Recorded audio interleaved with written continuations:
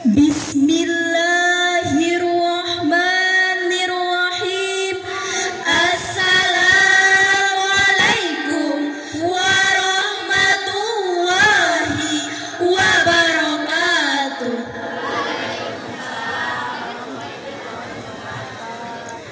Alhamdulillah, alhamdulillahil malikil haqqil mubin, alladzi habana bil imani wal yaqin.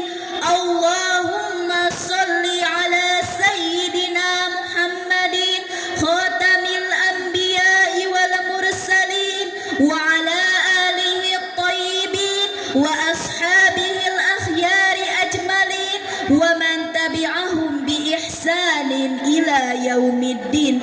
Amma ba'du. Pertama-tama marilah kita panjatkan puji dan syukur kepada Allah Subhanahu wa ta'ala yang senantiasa memberikan rahmat dan karunia-Nya supaya kita bahagia baik di dunia maupun sampai jannah-Nya. Salawat beserta salam tak lupa dan senantiasa kita haturkan kepada insan mulia pembawa kemuliaan, baginda tercinta yang sabarnya tidak akan pernah bisa kita takar. Siapa lagi kalau bukan Sayyidana wa Habibana wa Karimana wa Maulana Muhammad sallallahu alaihi wasallam. Tak lupa kepada keluarganya, para sahabatnya, para tabi'in atba'ut tabi'atnya, hingga sampai kepada kita selaku umatnya. Mudah-mudahan mendapatkan limpahan syafaat darinya. Amin ya rabbal alamin. Amin.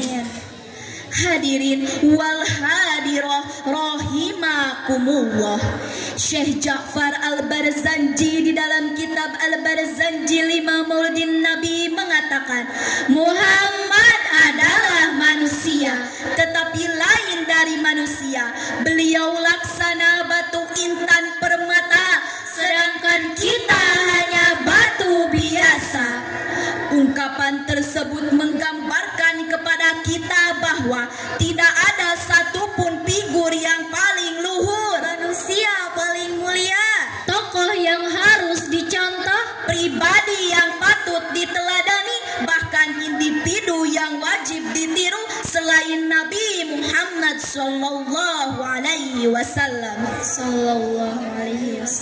Ucapan beliau menjadi hadis qauli, perbuatannya menjadi hadis fi'li, bahkan diamnya beliau menjadi hadis takriri yang berfungsi sebagai tuntunan, arahan, bimbingan, bahkan pedoman dalam kehidupan berkeluarga, bertetangga, bermasyarakat, berbangsa dan bernegara.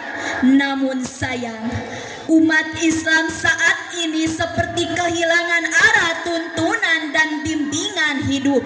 Sebagai bukti, di kalangan anak-anak telah disuguhkan tokoh-tokoh kartun hayalan sehingga mereka lebih kenal dengan sosok Batman, Spiderman, Superman, X-Men, Upin Ipin, dan Tom and Jerry dibandingkan kenal dengan Rasul dan Nabinya sendiri. Di kalangan para remaja dan pemuda tidak sedikit yang mengidolakan artis serta selebritis sehingga mereka lebih kenal dengan sosok Ria Ricis, Pharrell Puji, Zara dan Patah Gen Z serta artis dan selebritis lainnya dibandingkan kenal dengan Rasul dan Nabinya sendiri. Di kalangan para birokrat kita tengah dipertontonkan oleh ulah sebagian para oknum pemimpin bermental nakal, berjiwa binatang, dan bermental provokator, berjiwa koruptor. Di depan rakyat menjanjikan lagu-lagu indah, mendendangkan syair-syair merdu, tetapi di belakang rakyat tidak segan-segan mencekik, menginjak-injak, bahkan membunuh hak rakyat. eksisnya pembangunan nasional yang dimimpikan, tetapi bencana rasional yang menjadi kenyataan, reformasi yang dicita-citakan, tetapi restruksi yang sekarang kita rasakan. Itulah potret akibat tidak adanya teladan. Oleh karena itu, pada kesempatan kali ini kami akan membahas kepemimpinan Rasulullah Shallallahu Alaihi Wasallam sebagai teladan masyarakat madani dengan landasan Al-Quran Surah Al-Ahzab ayat 21 yang berbunyi,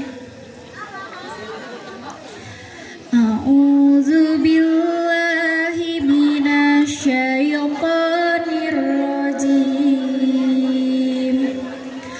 Bismillahirrahmanirrahim. Laqad kana lakum fi Rasulillahi uswatun hasanatun liman kana yarjullaha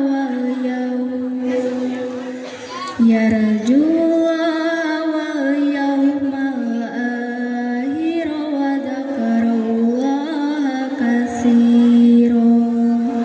Shadaqallahu azim.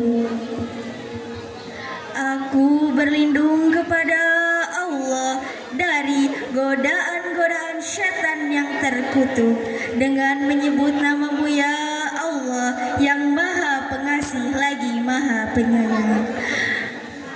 Telah sampai pada diri Rasulullah suri tauladan bagimu, yaitu bagi orang yang mengharapkan rahmat Allah dan ia mengingat Allah. Maha benar Allah dengan segala firman-Nya. Hadirin wal hadirah rahimakumullah. Ayat tersebut menegaskan kepada kita bahwa sungguh telah ada pada diri Rasulullah itu suri tauladan yang baik bagi kita. Kita kaji lebih dalam makna uswatun hasanah pada ayat itu. Menurut Imam Ali As-Sobuni dalam Safwatut Tafsir adalah bahwa Rasulullah merupakan figur yang paling luhur yang wajib kita ikuti setiap perkataan dan perbuatannya. Sedangkan menurut Imam Mustafa Al-Maraghi dalam Tafsir Al-Marawi adalah bahwa Rasulullah merupakan contoh terbaik yang harus kita ikuti setiap perkataan, perbuatan, dan seluruh aspek kehidupannya. Namun sayang, di sisi lain kita tidak mungkin menutup mata persada kita saat ini tengah dipertontonkan oleh ulah sebagian para oknum pemimpin yang katanya berjuang atas nama rakyat demi kepentingan rakyat, namun tidak berorientasikan rakyat. Tampangnya sok bersahaja, padahal hidupnya suka hura-hura dan poya-poya. Gayanya bak orator, padahal biangnya provokator. Laganya laksana proklamator, padahal biangnya koruptor. Akibatnya tidak sedikit pemimpinnya kaya raya, namun rakyatnya hidup sengsara. Tidak sedikit pemimpinnya memiliki rumah megah dan mobil mewah, sementara rakyatnya hidup susah. Na'udzubillahi summa na'udzubillahi min dzalik. Lalu bagaimana kriteria seorang pemimpin yang patut kita pilih dan kita teladani? Imam Ahmad bin Hambal saat ditanya dua kriteria sosok seorang pemimpin. Pertama, orangnya kuat namun bergelimangan maksiat. Kedua, orangnya taat beragama namun lemah dan tidak berdaya. Manakah yang harus dipilih? Dengan tegas Imam Ahmad bin Hambal menjawab, orang pertamalah yang pantas dipilih menjadi pemimpin. Dosanya akan dipikulnya sendiri, sedangkan kekuatannya akan mampu membawa kemakmuran dan kesejahteraan bagi rakyatnya. Sedangkan sedangkan orang yang kedua agamanya untuk dirinya sendiri, sedangkan kelemahannya akan menjadi petaka bagi rakyatnya. Dengan demikian, syarahan ini dapat disimpulkan untuk mewujudkan suatu negara yang kuat dan jaya, subur dan makmur, dibutuhkan seorang pemimpin yang memiliki sikap terpuji seperti sosok Rasulullah Sallallahu Alaihi Wasallam. Oleh karena itu, dalam rangka menyelamatkan bangsa ini dari kehancuran, kami mengajak kepada seluruh rekan-rekan semua, marilah kita bingkai diri ini dengan akhlak terpuji dan kita hiasi setiap gerak langkah kita dengan akhlak yang mulia. Semoga negara kita menjadi negara yang makmur dalam keadilan dan adil dalam kemakmuran. Amin amin ya robbal alamin. Cuci tangan